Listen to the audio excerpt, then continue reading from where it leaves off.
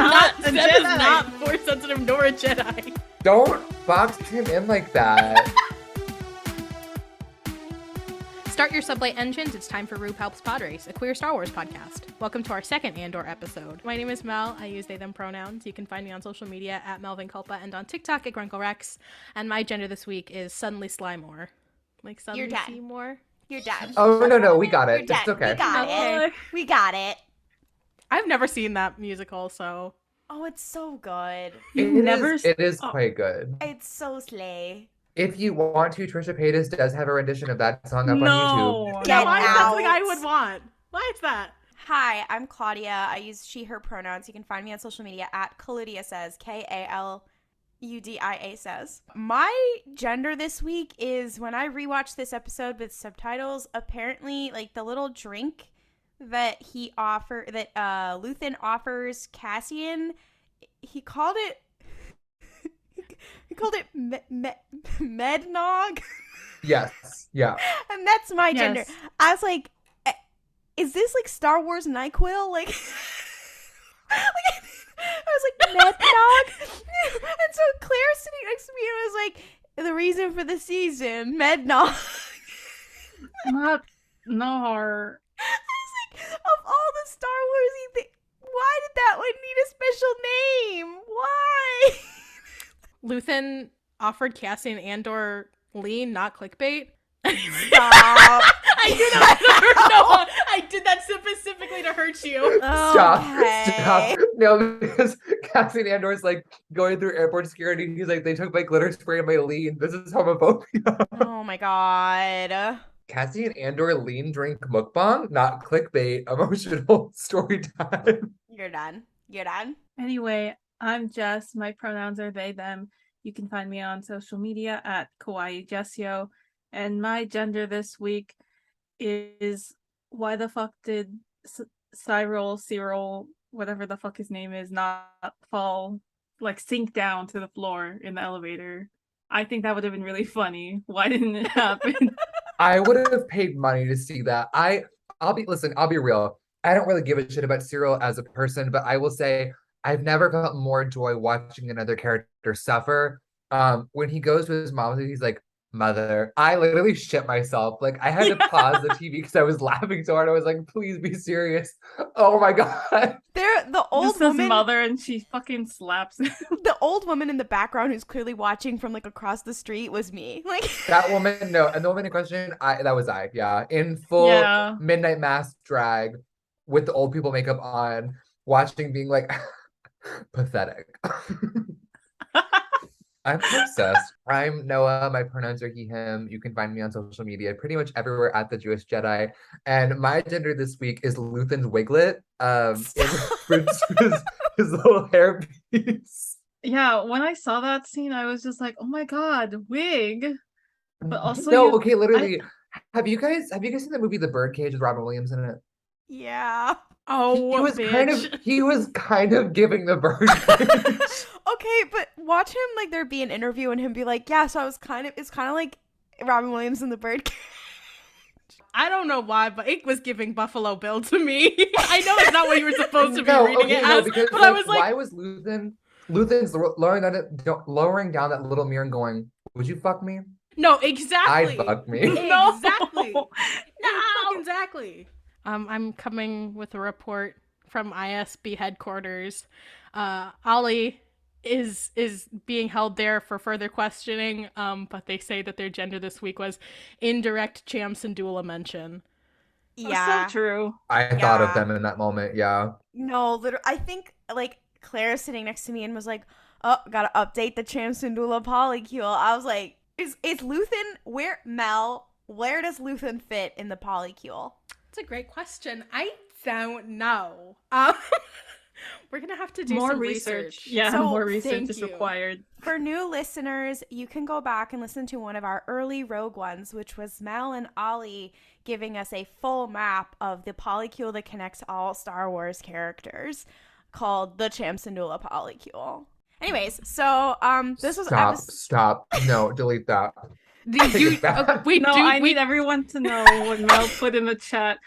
Mel put in the chat, from a certain point of view, our first date. I was say something to that effect, but I wasn't trying to drag y'all. Here's the thing, though. We do kind of refer to that as a special moment in time. So this is episode 4, Aldhani. Straight off the bat, number 1, we know this is a Star Wars now because we have a poncho. I think that's what's important. Several ponchos. We have Cassian in his poncho look. Also, a huge advertisement for the Scottish Highlands in this episode, because I believe that is where they filmed the stuff on Aldhani. Shout out to the Scottish tourist authority on this one, securing this bag.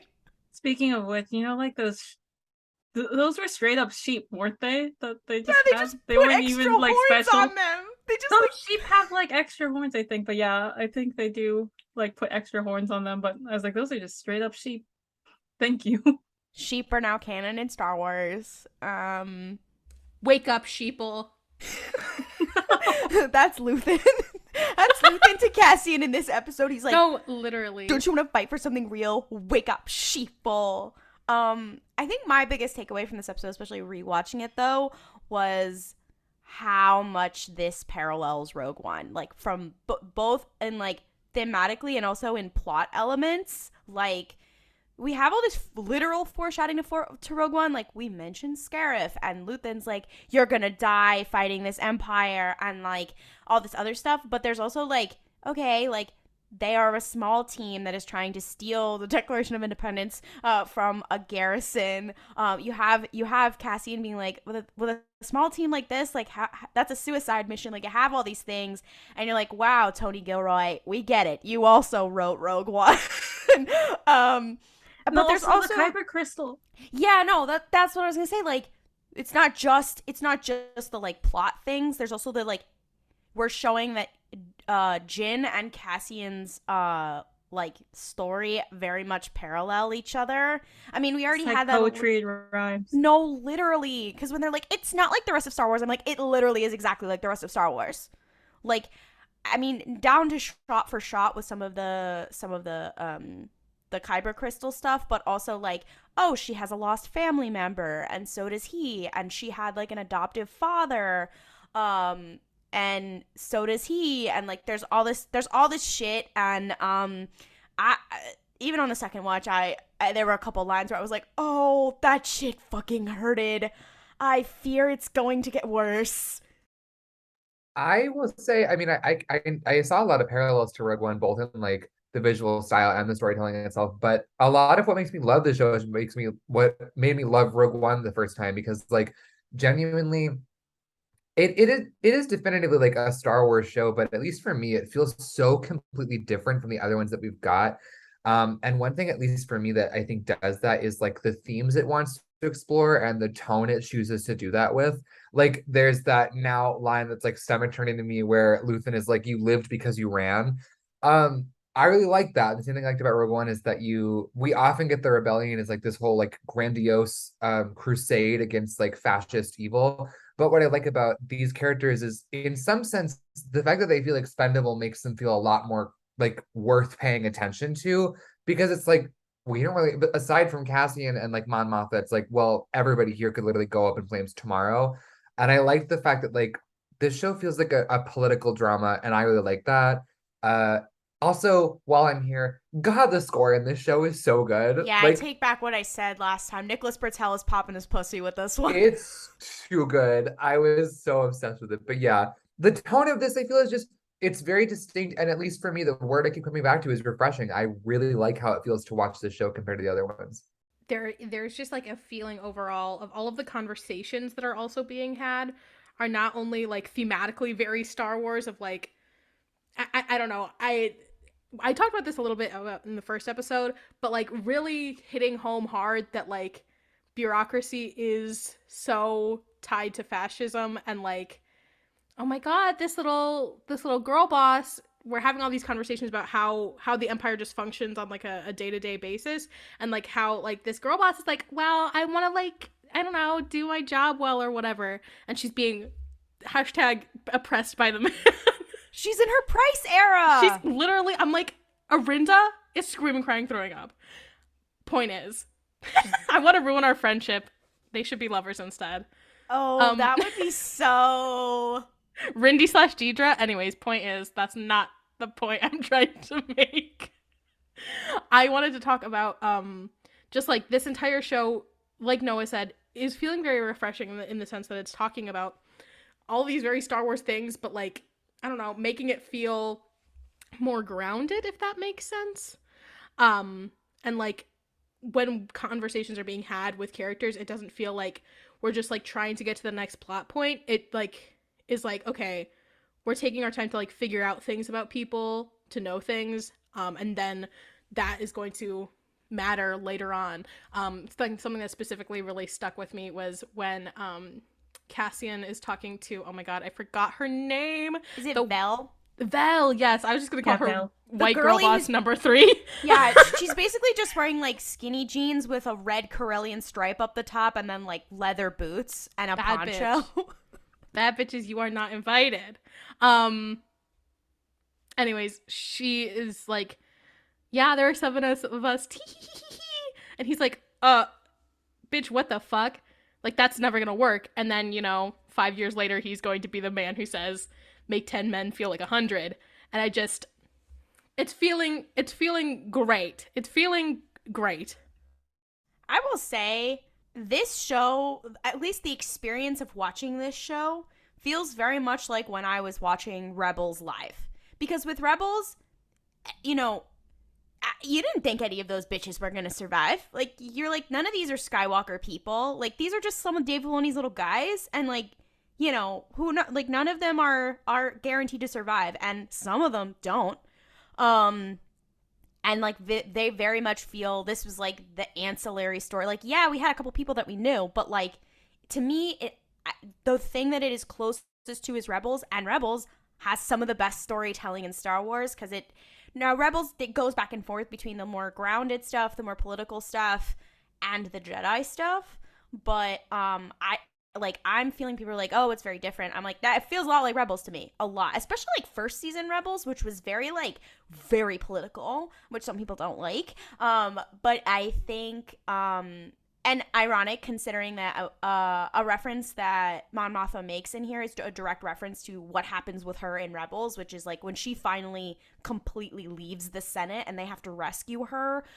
It is because of the massacre on, what is it called? Gorman or whatever, which she mentions when she's talking to her husband, being like, hey, the people you're inviting to dinner are like starving this planet and this system that eventually is the reason why she leaves. So yeah, I feel like, I mean, when they were pitching this show and they were talking about it, I was like, oh, this is Rebels for adults. Okay, yeah, and I'm feeling that very much in the pacing and everything. But again, I think that's very similar in that Rebels was made for broadcast, so it had a lot of episodes per season, and this is having more episodes per season. It's being written more like television. It was meant to have even more episodes. They both very much use the medium of television extremely well to tell a Star Wars story. And I think one thing, and you have that expendability of some of these characters. Like, you're like, I don't know if any of these are, I mean, what Mel said last time of like, the thing that is closest to at the beginning of this show is A New Dawn. Like, and also, of course, when we get into Thrawn 2017 and all the maneuver, which is again a Rebels tie-in, which is all the Imperial maneuvering, especially with Pryce and stuff like that. I'm like, yeah, it is in lockstep with that. For me, at least, tonally, whatever. But yeah, it's very different from the rest of the shows. But I think Rebels, I feel like it's in lockstep with. But I know not everyone agrees with me on that. I will say. And not enough non-humans, especially... No, literally. Because, I mean, a big part of the thing is that on the Empire side, you notice it's more humans because you have that xenophobia that was built in, that Palpatine fomented, all of that. And then on the Rebel side, you have more non-humans. And even from marginalized planets like Ferrix and stuff, like, obviously we just have less non-humans. But I'm like, oh, in this group of 7 Rebels, all of them are human? I was like, you couldn't even just have some of those species who are basically just like a human with some random thing on their face, not even like a color. Like there's some, like, you know how some of them are just like, they're green or they're blue. You don't even have to have those people, just like anything else. I did feel kind of like, I'm like, okay, like there's gotta be some non-humans at some point. Especially, I think it would provide a better contrast with the Empire stuff, where it's very, very specifically humans. The lack of Kafar representation is disturbing. That's what I was thinking about. Thank you, Mal. Where are my girlies with their fun little golden tattoos on their face? Yeah, literally, why can't any of those bitches have been Pantorans? Hello? That little white boy with the goofy ass hat holding Caulfield ass? Why couldn't he have been blue? Where's Rio Chuchi? Where's she? I know that bitch is alive. Hour. Where was she?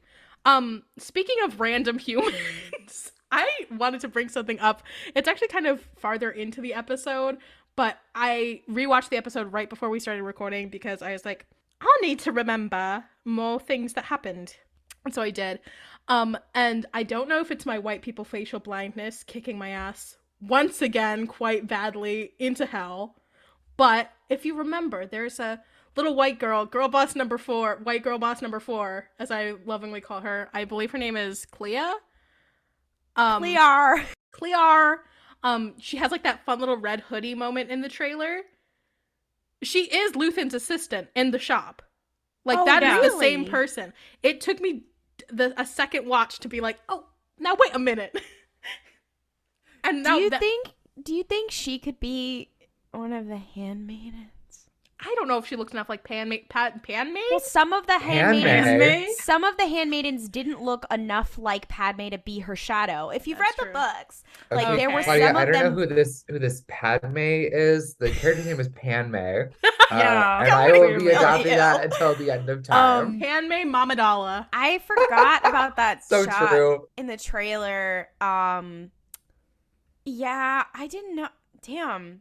I forgot about people facial the shot too because I watched the trailer once and then didn't look at it again. I'm sorry.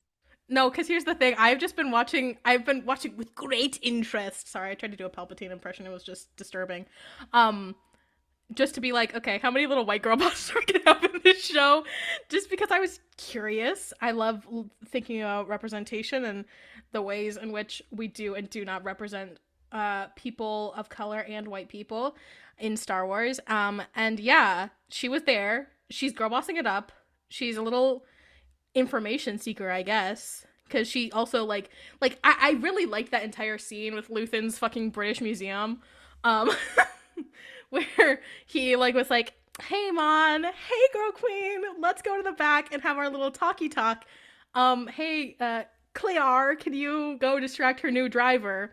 And she did that. And I just liked that, like, we didn't have to get explicitly told that was what was happening. Yeah, I also, I've watched a lot of videos, obviously, about, like, the Easter eggs in that scene. First of all, this show, people are like, oh, no Easter. This show is a masterclass in how to actually do Easter eggs, in that they are... Not that they're not excessive, but that like they are in places that make sense and they have meaning, because all of the ones that they have there, like when you have looted Jedi artifacts or you have looted Mandalorian artifacts and stuff like that, like it's supposed to be this compounds to us that like the Empire takes and stuff like that. But apparently there were a couple people who noticed that there weren't just like Star Wars artifacts in there. Like there were also like there's a little Indiana Jones one or whatever, but there was one that was a real life artifact that the British Museum has right now. Bitch, what? That they did a replica of. I believe it is of some indigenous Mexican culture that the British Museum has right now. It's like a little blue snake that's in the corner of one shot. It is. And I was like, all right, pop off with that one. I don't know if that was really Diego Luna. I was really like, do we doing that? They really said fuck the British Museum. And it was very interesting to me. I also just, the Thrawn girlies watching this, we all were going, if Thrawn walked in here, he would immediately know this was a front. He would immediately know. Immediately. Yeah, I will say that I was just kind of like, well, I think it is obviously a front. I was also like, Luthen, and this is a fun other thing to just think about Luthen, of like, as a character who is like, is he in the, much like The Bachelor, is he here for the right reasons? Because like Luthen's Bachelor era. I'm obsessed. Oh, well, there's also this other piece of like he's older or whatever. Who knows if he built that himself specifically as a front, or maybe he like he literally has inherited it. like Buffalo Bill style wiglet transition for a character. Obviously, I would say I don't think you have like a magical girl mirror moment if you didn't like start the fake art store yourself. No, I think he did it. I do think he's in it for the right reasons, and I do think he started it as a front, not because he's like a stealer. Because I think also like, and this is my hope and what I'm praying is I know there have been rumors that a comic character will show up, and I'm like, if any comic character should show up, it should be Dr. Aphra, because who steals art for people to get money? And also like basically the she'd be like Empire. 15. Yeah, but she's already like bopping around. 12-year-old Dr. Aphra is like, No. I'm here to steal artifacts. No, I don't think she is, because this is only 5 years before A New Hope, and she's already been bopping around for I've read quite the Aphra some time. comics. I have not read the Aphra comics. I'm really lying. But But I just there's also a piece of like some of these artifacts could also have been like Mandalore, for example, looted by the actual Empire, and then he uses it as a front. I mean, is it ethical? Who can say? So true. It's not, but So true. and then I do also wonder, like, is he actually selling them, or is he using all of the transactions as some sort of? I thought it was pretty transparently that like this is a front for money laundering and embezzlement. Like I have a theory that every time Mon Mothma's like, oop, gotta turn for money, she's like, sweetheart, I bought a gilded orange tree yesterday at this art gallery. How fun is that? Like, I don't know. I figured it was that. A full set of Beskar Gom? Don't know where that went. Anyway, here's a new ship for the rebellion. Speaking of Mon Mothma, like, let's talk about her shitty husband. Her failed husband. My Mr. fucking Mothma? enemy. Yeah, Mr. Mothma. Okay, wait. I hate you, man. I hate you. A quick poll. Who is worse, Ned Try Guys or Mr. Mothma? I don't know what a try doesn't guy is, and I refuse to learn, so I'm gonna abstain from this little polling as someone vote. who knows what those are, it doesn't seem like Perrin has cheated on Mon Mothma. So But isn't inviting fascists to dinner worse? I guess. Do you think he's in a consensual workplace relationship with Slime Moore? Please don't cut that. That's really good know. though. Let me have to asterisk. I know that workplace relationships, especially when one person is in a considerably different and higher position of power over another person, is inappropriate. And while she should be culpable for her actions, also followed by there's a terrible power dynamic at play there. But also, they were seeing each other for a year. I was like, what the fuck? I didn't know that. Yeah, that's just come to light recently. So Oh, this is dark. anyway, Perrin. Anyways, Yeah. Jess. What kind of fucking a-hole is just like, oh yeah, Tiki, I'm holding a dinner party, and also I've invited everyone who fucking hates you, haha, because they're fun. He is so like deeply flop. Outside of I guess just being some level of brain dead, being like, well, let's invite everyone who publicly hates my wife. I'd love to have them over. Like, surely you're just a psychopath, but also the fact that he's like, why can't anything be fun anymore? You are a 56-year-old man. Get a job. Like, please leave the goddamn You're a house house. husband. Like, No, seriously, I was just like, what He's do one you of even those, do, he's sir? one of those people on She's a TikTok senator. that's like, he's one of those people on TikTok who's like, day in the life of a stay-at-home boyfriend. So I got up and I filled up our water bottles. That was really it because I don't have a job. My wife, derogatory. stop. Literally. I from would say I did love like her whole deal though, of course, because she's slaying like in literally all areas of her life. I'm a Mon Mothma stan through and through, and I was like, I'm loving your vibes. Also, though, like what I loved too was at least in terms of like themes and whatnot, The way that like the tenseness that you felt coming off of her and all the scenes she was in, and like the fact that ultimately, I guess what I would say is this, I love rambling. One of the things I'm liking about this show is the way that the rebellion feels like an actual like political project that has risks and requires steps. I feel like a lot of what we get when we talk about like, oh, the rebellion is like all the really big moments where they're like are bombing the Death Star or like taking like having these really big victories we see in the movies and stuff. But ultimately, that's not what wins rebellions or even constructs them. And I really, really have enjoyed like seeing that side of it and her being like, I'm at risk. I like am putting my neck out for you guys. And for Luthen to be like, look, I can appreciate that, but ultimately I will find someone else if you can't do it. And I'm like, I can't say he's not being fair. Like he's got shit to do. This requires that sometimes. Yeah, he even said he's like, I have like, mouths to feed. They need that money to like take care of all these people who are risking their lives for this movement. So it's like a hard little struggle going on here with the two of them. I think what Noah described is a combination of two things that are really popping off in this, which are the acting. Everyone is acting their fucking ass off. Very specifically Genevieve in this episode. And also the production design. I think one thing that a lot of people brought up about Coruscant specifically is how different it looks from the prequel era. In the Empire era, it looks very like brutalist architecture. It looks very monochrome. It looks very, sterile. I would love to see the Imperial Palace, the converted Jedi Temple. But it's very blocky almost. There's all these different things like the production design, and like she's wearing white because she fits in, but she's uncomfortable, and it's like it's visual. It's very interesting to me. The one part of the production design I did not like was they were like, oh, she's Trandrillan. Let's bring back the Orientalism. I was like, but we got away from that last episode. Can we not? Whoopsies. Why? Yeah, don't love that. On the note of like the production design and like set design, especially, one thing that I love about this so far that I feel like is pretty unique to like Star Wars, at least in my memory, is that all the fascist spaces are like brightly lit.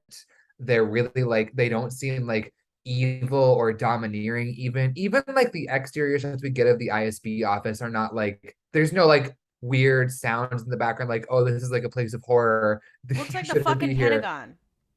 Like well, it should. yeah. And ultimately, I really like that because I feel like one thing the show does is, it actually treats fascism like a legitimate political ideology that like exists and like is not just like a cartoonishly evil set of villains. And that's not me being like, guys, fascists are people too, because they're not. But I like the fact that it really commits to like, I don't know, projecting what that actually feels like. The spaces they don't feel like hostile, at least not from just the architecture. They're like, we're welcoming and normal and not bad, but ultimately we as viewers know like these guys are shit and they are terrible. I know Klaudia said it was giving Pentagon. I thought it was giving Menlo Park, California, which is to say the Facebook headquarters. Well, Sorry, Meta headquarters. What the fuck? You're done. What I'm going to Google say. Google campus? Oh my god, so no, true. Literally. No, because why are the ISB officers on the Google bikes? I just love working here. Dedra was like, I get free snacks at my job.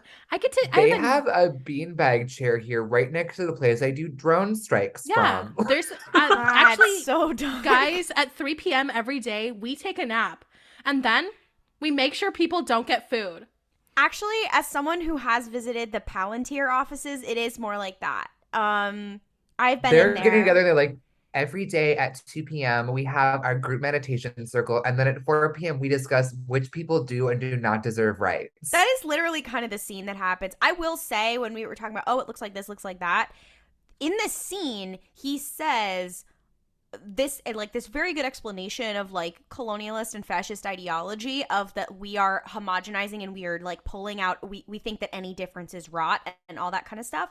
And I realized I made a little joke in my head that I was like, oh, kind of the interior of the ISB kind of looks like the original TARDIS. And then I was like, no, it looks sterile like a hospital. it looks like a hospital Yeah. or a mental institution, but it looks like a hospital, which is in contrast to, and he says we are in contrast to the Navy, where you know how that fun line that AP5 says that I quote all the time, like the clean imperial lines of an imperial star destroyer of imperial design or something like that, but that's always gray and black and white. This is all white, and it feels like a hospital. Anyway. Yeah, and the fact that he literally is like, we're fighting disease, like, right where it like starts, cutting that shit out. It's just like, that's no good. That's not great. No, it made me scream, cry, throw up because, sorry to be the, I'm actually in a sociology class right now, but like he's literally like screaming like functionalist rhetoric of like, well, this is a system and any change to that system is very bad and dangerous, so we can't have any social change ever at all. And everyone has their cog that they do, and why are we trying to switch up things? I have a theory, and I feel like it's crazy, but I have a theory.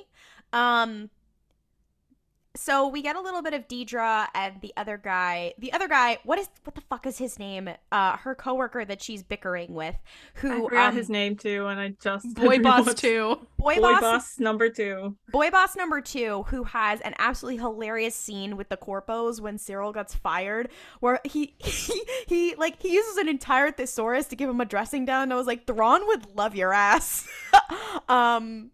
You would get along so well with the girlies in the 7th Fleet. But they're in that scene where they're both like, Dad, she stole my toys, kind of in that scene, and it's kind of weird how the Major reacts, the like head, or he's like Dedra, like. I realized he reacted the same way that Callus reacted before we realized that he was Fulcrum, where he was like, okay, you need to just like stay in your lane. You're like getting a little too big for your britches. Like clearly what she's saying makes sense. Like, if you're going to be a fashion and do what her, like, yeah, I mean, what she says makes sense and you probably should, whatever. And he's like, stay in your lane, whatever. And he's like, and you're also like, oh, this other guy is like really accomplished. Why is like, these corpos who are really just a mess allowed to continue to just be a mess underneath him, whatever. And I was like, wait a minute. I think the Major is a rebel sympathizer. I think he is. Here's the other piece. I'm crazy. You can call me crazy. But he's also older, which means he remembers the Republic. And he's more likely to sympathize with rebels. And Back in my day, the Jedi were cool. Yeah, no, literally. Shout out to Colonel Yularen for being the fucking opposite. Go to fucking hell, Colonel Yularen. I don't know. I think you're reaching there. I think this man. I don't know. It's just a little theory, and I'm just putting it out there so that, if I'm wrong, call me a dummy. But if I'm right, anyway, that was just a little thing I noticed. Okay, speaking of that gentleman and his fucking beatdown of Syril Karn, the way that Syril Karn is specifically the person to blame for the annexation of the Morlana sector because he decided he wanted to do something. It's literally like if Paul Blart Mall Cop fucked up so bad that they annexed the whole country. No, literally. I will never support fascists, but I will happily support seeing Syril Karn upset, crying, screaming, throwing up, fired. So I was really happy about that. I would also say, Klaudia, oh my god, your little theory. That's kind of more condescending than I meant it, but your little theory. But what I would say about it is that if it were true, I would not like it thematically, because I feel like one of the points the show is making is that people join up in fascist movements when it makes them successful. And that's some people that I have with Star Wars sometimes. They're like, oh, I did this because I'm a rebel spy. And it's like, no, you did it because fascism is empowering to people who can exist inside of it. So I personally would like it better if this time around, at least, all the people who are a part of the fascist regime are just a part of the fascist regime, and they joined it because it gives them power over others and gives them political dominance. Oh, absolutely. But like, also, I don't really know if I would deeply, want deeply that. funny to me if he was like, I'm the spy, like in fucking Rise of Skywalker. Not the General Like fucking Hux? Huxification. No. Well, I will say from a philosophical point of view, General Hux only turned on them when he was kind of pissed after a while. Like, he didn't do it because, like, he cared or anything. I think it might be interesting to be like, this guy has been a spy the whole time, and that's how they've been able to build all this stuff. Because it's like, you think they could have built even the small infrastructure that they have with the entire thing of the ISB without some people on the inside? Like, no. But I do think, like, as much like how people are like, I really hope that Syril Karn does not have like a redemption arc or something. I really would just like people to stay Imperials over that. I'm so sorry, but we were talking about Hux, and now I have to say this. Do we think that Syril Karn is Hux's distant relative? Not even distant, just perhaps related in some way. We unfortunately know quite a lot about Armitage Hux's parents. I don't need Hux to. Senior. I know Brendel Hux. Yeah. Brendel. That's his name. I'm Yeah. sorry. His name's They just Brendel. both look so like horrible, and they love their shit jobs. I think it'd be funny if they were somehow related. So true. They're cousins. Also followed Second cousins twice removed. by I don't know why, but that did just remind me of a fan vid that I saw in recent years, wherein someone had Michael Fassbender as Brendel Hux. No, that's Oh, that's too good. No. That's, I will say, when I went to Galaxy's Edge and we were on Rise of the Resistance, when Hux came out, Claire started laughing so hard that everyone started looking at this. My final thoughts is that I like this episode a lot. It was really good. Even though I hate Syril, I do say Kyle was putting his whole Kyle Lucy into his performance, even though he only said one word this episode, but like he really did look like he was gonna start crying, and I was just like, oh please fucking start crying, that would be hilarious. But no. And then also, yeah, all of them were putting their whole ussies into everything, so good. They're Star All of them. Wussies. They're Star Wussies. Collective Ussy, I love. Yeah. Jess, you and I are on the same page about Syril. Whenever I'm like, please burst into tears, I'm like, Jess gets me in this moment. Yeah, They understand. I was really hoping this man would start crying. When they did the casting notice for him, they were like, who can look like the most pathetic wet dog? Fucking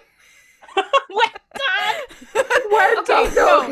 No, because Syril kind of does have like, okay, crusty white dog derogatory energy. Or no, not even a crusty white dog. It's like when you give your cat a bath and He's they're like just a wiener looking at dog. you. They're looking at you like I want to kill you. No, okay, there's a very specific image, one Jess, Kawaii Jessio, will send to the group chat sometimes of an owl Wet that cat. Oh no, the wet owl. Yeah, the wet owl. That is the vibe. That is the I'll vibe. post So that when the true. episode comes out. Thank you. Wait, guys, I have a question. So when Luthen and Mon were talking, they were talking about possibly recruiting somebody and bringing them in. Who do we think they were talking about? I was thinking Saw Gerrera, probably. And Saw, that I miss you, bestie. And that, well, they mentioned Saw Gerrera in the episode, first of all. And then also, actually, they mentioned him twice. And then, you know, in Rogue One, Mom and Pop was like, yeah, we kind of have a history with him, whatever. And it would be kind of crazy if she's the one who, like, not brings him into the rebellion, but, like, has the first connection with him or whatever. That's the only person I could think of. Yeah, it would also make sense in terms of just like where we see their relationship in Rebels. I could totally see that. Exactly. Yeah, because I was gonna say in Rebels, you see Saw was kind of working with them before he's just like, you know what? No, I'm doing my own thing now. Bye. I gotta go my own way. Yeah, the High School Musical too of it all. Why is Kyle Syril the only non-British one? Every time they're all speaking with their little accents, and just like it feels weird whenever he speaks and he's not British and evil. Sorry to British people out there. Sorry to our British listeners. Oh my god. No, because he is. If his mommy is on Coruscant, what's happening there? Also, what is his mom's accent in comparison to him? Is also like, bitch, what the fuck is happening He's on this day? adopted. Okay, period. Okay, and here's the problem. I wanted to make a joke about fucking Sean Mothma or whatever the fuck his name is. Perrin. Mr. Mothma. No, literally, the fact that his name was Perrin Mothma, I'm assuming. Bitch. Also, Get a job. canonically, they got married when they were 16.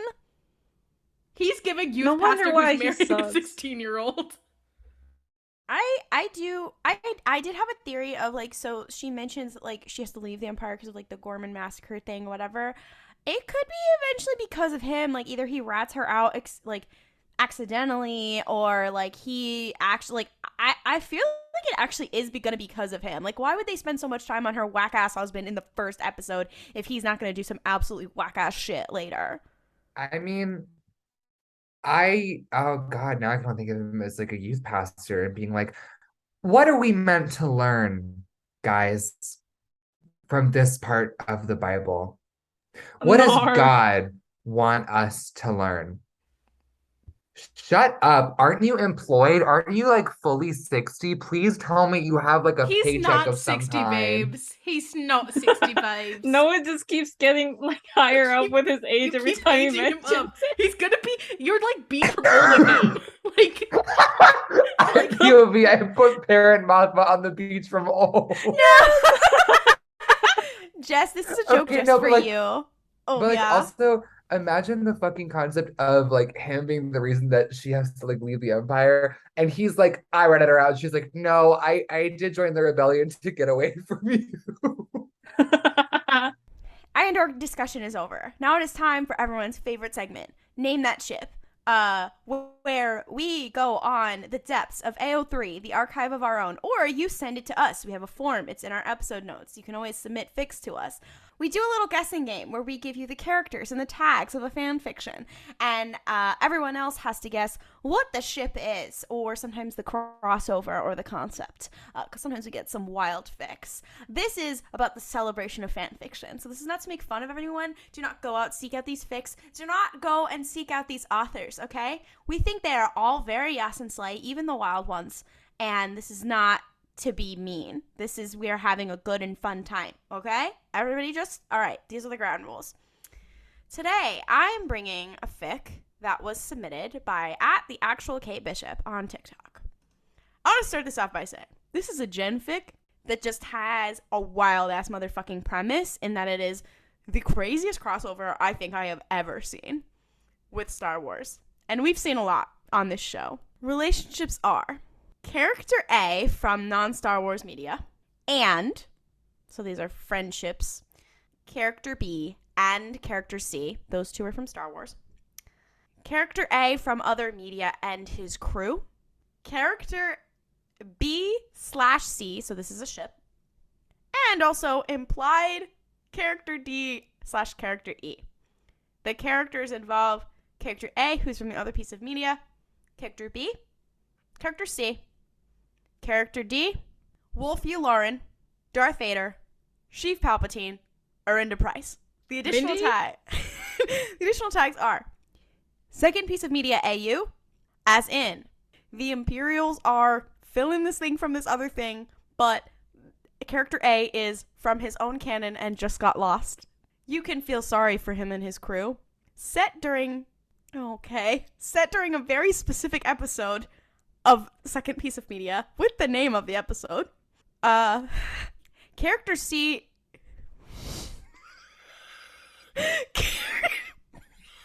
is it Thrawn? No, hold on. Character C. It's the Judge Claude Frollo from the Hunchback of it's Notre not. Dame. It's not. Why would it be Yes, that? wait, I'm not done. Character C is Joseph Stalin.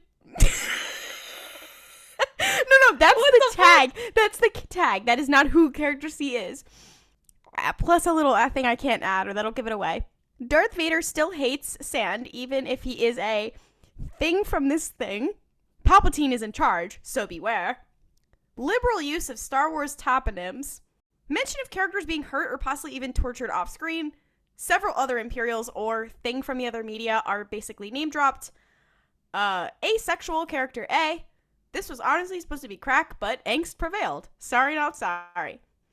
The title of the fic is Character A, the Star Wars thing from other media, and his new friends.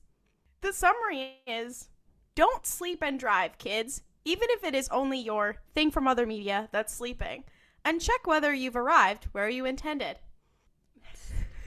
Okay, so anytime you Okay. do a crossover, I get scared because I know for a fact I've probably not seen the piece of media. You have. If you haven't, I'd be surprised. Okay. Or at least you know of it if you haven't seen it. I forgot for a moment that you said episodes, and when you said Stalin, I started thinking about Russia, and I was gonna be like, is any of this crossover based loosely on the works of Dostoevsky? No. But the answer is likely no. Okay, I would say This is not a Crime and Punishment crossover. bit. you can guess the Star Wars characters, but then you can ask me some questions about what to narrow down what it is Yeah, crossing over because with. It is a TV show. I'll say that. Okay. Okay, so Brooklyn Nine-Nine. No. I would like to ask, is this a show that you really love, or just a show that you I've watched it? I haven't watched a lot of it, but I feel like everyone in the cultural consciousness knows it. And it involves a crew? Yes. Breaking Bad? No. Walter Hartwell White is in God, Star Wars? I wish. I'm sure that exists on AO3. If it is, guys, send it to me. What Star Wars character do you think is the most Stalin-esque? Okay, I'll say the Stalin thing is kind of a red herring because it's Fuck. it kind of, I don't even know how that kind of fits in. Is it just like when he was young, he was hot type thing, or No, it's like there's a specific type of the thing from the other media that I think the Stalin thing is referencing. Okay. Is it Thrawn? Is it a character? Thrawn is in this fic. He is character D. Okay. Is Eli Vanto in this fic? Yes. So Thrawn Slay. / Eli Vanto Okay. implied is the last Cool. ship. Yes. Is it Zeb? No. Is The it rest of the Callus? characters are all Imperial characters. I will Is say it that. Callus? No. Is it Is one of them Tarkin? Arihnda Tarkin Pryce? is character C. Oh, so he's the most Stalin-esque? Is that what? Yes. No, wait, I think Will you said of Thrawn was Tarkin- character C. Oh, wait. Wilif Tarkin is Joseph Stalin, Russian, and it says parenthetical Russian thing from other media class something. I feel like that made it actually more confusing. Yeah. Yeah. Is Orson Krennic in this? Yes, he is character B. Fuck. I- Okay. Okay, we've believe got you've so we guessed have all all the the Star Star Wars Wars characters characters. now, right? Yes. Okay. Darth Okay. Vader is also in it. Yularen's also in it. Palpatine is also in it. Arihnda Pryce. I really Okay. you're Is gonna the have show to- Riverdale? No. Is Cheryl Blossom in this fic? No. I think you should narrow This is it. the worst day of my life. Instead of What? just How am I guessing supposed to shows- go on? You need to narrow it down by types of shows. Yeah, was it originally on television or is it a streaming show? Original television. Originally on television, is it still on? I think a version of it is. Yeah. Law Is and it- Order SVU. No. Grey's Anatomy. What? No. You guys are. It's at Is that it a level Shonda of. Rhimes joint? No, it's at that level of fame, but it's nowhere near that. Like you're too cold going near that. Better Call Saul. No. Twin Peaks. Do you guys Oh, want I a love hint? that. Yes, I would love it. Yes. It is a children's TV show. Caillou. Keep going. Power Rangers? Keep going. Wait, okay. When Paw you say children's Patrol. TV show, what designation of child are we talking about? Which one's a child? Oh, you mean like preschool or regular? Is child? this like a show you're putting on for like a 4-year-old or like a show I watched when I was Special 12? Agent Ocho. This show has been on for a long Ocho time. Oso. Fuck me. I would say it is for younger-ish kids. Mrs. Frizzle, is it Magic School Bus? It is not, but you're getting closer. Sesame Street. No? Guys, help Miss Frizzle join the Empire. Yeah, I know. Arthur. What? What? Arthur. No. I was going to say Mr. Ratburn / Krennic. Join the fucking Empire. No. DW would join the Empire. Are you kidding? Canonically, she's a cop. Yeah. She's the Okay, Cyril okay. Karn of Arthur. No, don't disrespect DW like No. that. Don't do DW No. like that. Guys. Okay, wait. So it's not the Magic School Was it Bus. on PBS? Yes. Cyber Chase. No. What's that one with the two guys that could do animal things? Zoboomafoo? No. That would send me to the stratosphere, but no. Join the Empire. No. Oh my God.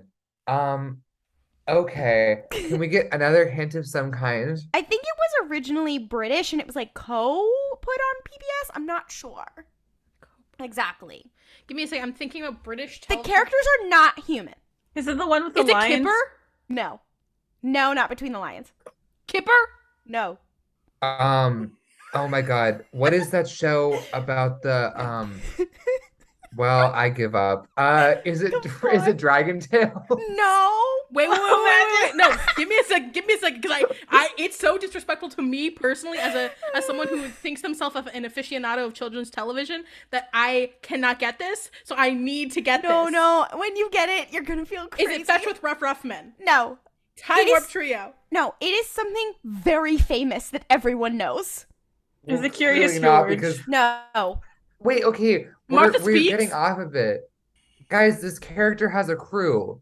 Okay, Martha Speaks has a crew. Okay, I would say like Okay, a but crew. like they're like Clifford the Big Red Dog. They're like a squad of friends that all do the Clifford the Big same Red job. Dog is like, I'm here They're a to squad of join friends the who do Empire. all the same job, and they are not human. The Backyardigans. No. That wasn't on PBS. That's Nickelodeon. I don't know what Backyardigans is remember what Nickelodeon. channel things were on. Give me a second. I'm thinking very hard. I'm making sure that I'm not. I'm going on Wikipedia and I'm making sure that Yeah, I'm are not. you like gaslighting and manipulating and lying to us right now? Oh, that would give it away if I gave you that hint. Oh. But it was on PBS. I'm making sure. Okay. I feel like I watched it when I was so young. I'm like, yeah, of course I watched it on PBS because that's mostly what I God, watched. that was like 40 years ago. But I'm Sorry, like- I did not mean to say that. I'm Oh my god. Unmuted, you are cunt. You are so No, mean. I said that intentionally. I'm sorry. You are a bitch. I like lying. Fuck, where did it air? Is it a character from the movie Pearl from No, 2022? shut up. Guys, if you don't get this, I'm gonna be fucking. Okay. Bear in the Big Blue House. No. That was Disney. I know, but Okay. I don't just- know maybe- enough children's shows.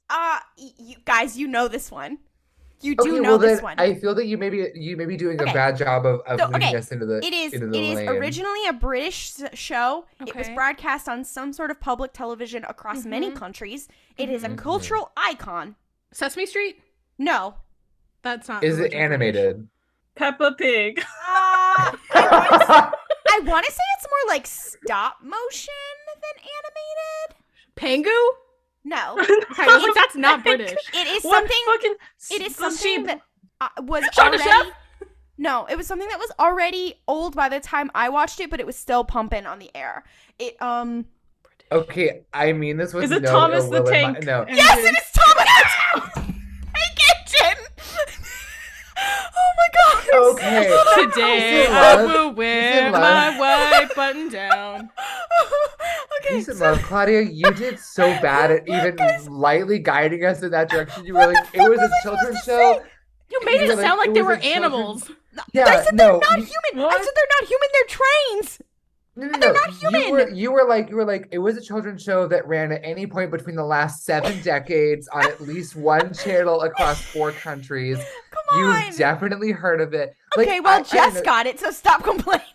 So okay, true. I would say, Okay, do you want me had to that tell been me, you- I would have mentioned it had a tie-in toy line. That Okay, would have moved me Is a lot it Thomas closer the to that. Tank? Is it the Yes. Mean Train? The mean No, Flash. no, it is. It is Percy. Edward is the mean train, isn't he? I don't know. I didn't watch the think show. so. It is Edward and Edward from Thomas the Tank Engine and Orson Krennic and Will of Tarkin. Edward and his crew from Thomas the Tank Engine. So Edward the train is not being shipped with anybody, but there happens to be. It's a Krennic- fascist train. Yeah, there has to be. This machine is a fascist. Yeah. This So, machine so transports fascists. I so- love. in here we have, as in Thomas the Tank Engine AU, as in the Imperials are engines, but Edward is from his own canon and just got lost. Set during season 21, episode 13, A Shed for Edward. Oh my god, is he the engine that goes in the shed? Will of Tarkin is Joseph Stalin, Russian locomotive class IS. Asexual Edward from Thomas the Tank Engine. The title is Edward the Star Wars Engine and His New Friends. I think because his old friends put him in a shed. I think that's why. Okay. It's called Don't Sleep and Drive, Kids, even if it is only your engine that's sleeping. And check Wow. whether you've arrived where you intended. Thank you so much for joining us this week for RuPaul's Pod Race. For updates, Star Wars news, our early reactions to High Republic Phase 2, and more cursed shit, follow us on social media at RuPaul's Pod Race on Twitter, Instagram, and TikTok. Want to ask us a question? Ask us a question on our TikTok Q&A or email us at ruphelpspodrace@gmail.com. If you really love the show, please rate and review our show on Apple Podcasts, Podchaser, Spotify, or Overcast. It really helps people find the show. May the force be with you, and don't kriff it up. Waka waka. Waka waka. Waka waka. Or if Thomas you're had never seen such a mess.